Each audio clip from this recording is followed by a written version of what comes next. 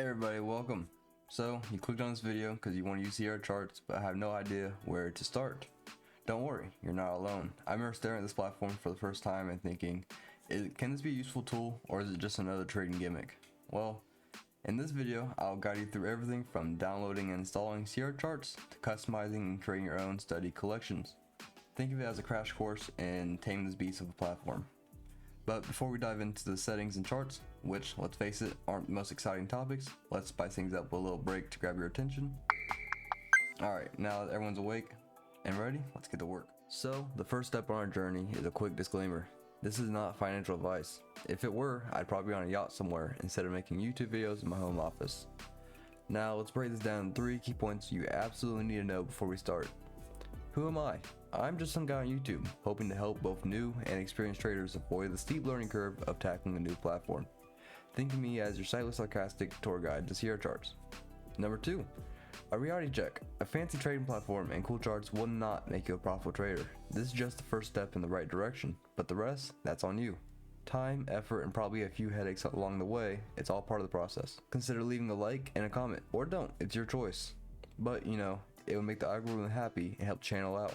Now that we got it out of the way, let's jump into it. It might be surprising, but first we need to go to crchart.com. Go to getting started, CR chart setup instructions, and click download. It's that simple. And then they'll want you to create your account, supported data and trading services, getting started tutorial, and they come with a trial, so you can always give it a try. But we just want to click up here, open this up. I'm gonna name it 2 because I already have one, and click install. Once this installs, we will get through it. Alright, once you use your login that you have from the website, you can just click login, and this will give you the screen. So we will, if you're starting off with a trial, you can use that, but we will want to just close this for now. Go up here, hit file, hit close Chartbook, because we don't need anything they're giving us. Alright, got all that out of the way. We can go to file, open chart, and we want to choose ES or MES, that's what I trade. Depending on your data provider, your symbol might be different, but this is what they use. And we got this. We can go to data limiting.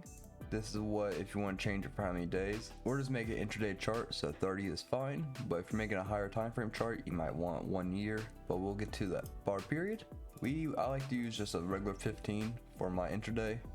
It makes it nice and clean. We can go to open, high, low, close bars, and the graph draw type changes to candlestick bars. Nice and looks good. Then we can go to session times. Session start time for me is 8:30 to 15:15. It goes military time, so, and then we can just use the evening session, so the overnight we can change this to 15:15, just kind of flip it, and there's that. Everything else doesn't really matter for the moment.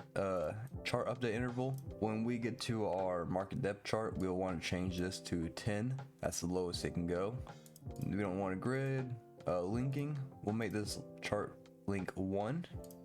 Link the symbol, scroll position, session time, days to load. That should be all for now. And this is number 1. So when we copy this chart, it's just going to save us some time. We can go chart drawing ones, and that should be everything. For the sake of the video, I'm not going to change any graphic settings.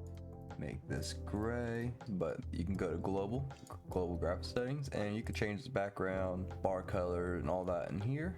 Just something to be mindful of. But we want to add some studies. So analysis, studies. The first one I'm going to add is a time range highlight.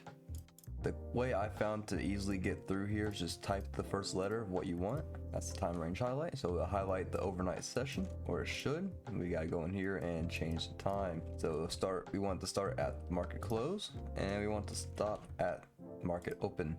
So now we have this. And we want to set default after we make a setting to a thing we might use on other charts, to a study. So we have this.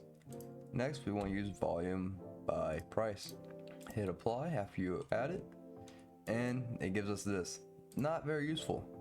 For me, I want one for the current day. So we're going to go into the setting. We're going to go to volume graph period type. And we want 1 period based on start time to end time. Then we go to start time, 8:30, 15, 15, There we go. That's going to be for the current day. And I want a right align. So we can hit right align and scroll down to align far right. So now we have the makings of a intraday chart. For me personally, you could leave it as this. I don't really need to know the coloring, so I will go through and I will change the volume bar draw method to a hologram. And it's a little dark, so we can go in here and change the color to brighten it up, and that gives me what I need. We can also go in here, back to settings and input, and say we want to see where the value area high is, value area low, and point of control. We just want to go to extend value area to end of period, and extend point of control to end of period. That gives you very high, very low. And to get our labels, we just want to scroll back up, draw mode. You can change this to volume profiles, and there's our labels that we want. And you can change the colors. I like to just make it something I use for everything, so that's understandable. And that's what we got going on now. So now we have intraday chart, intraday volume profile, our value area. And you can change the VWAP if you want. You can keep it on. And if you don't want something on, you can hit draw style and you can just hide it. So we got the makings here. All right, one thing I would like to add is initial balance. The IB high and low is very useful for me for determining context for the day, and if we might move higher or lower. There's some stats based off of it that I like to use. And change 8:30 to 9:30, that's the first hour for me. Go into IB high, and I like to change these to line at last bar to edge. Make sure we have our name labels.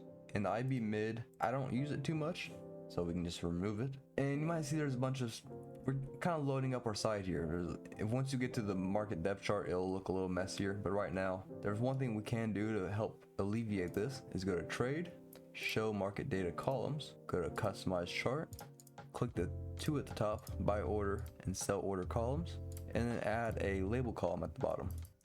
Now we have this, nothing the way it's changed, but if we go back to our studies, go back to initial balance, go to IB high, label column, the horizontal align for the name label, and those will shift over to the label column here, which is pretty useful going forward.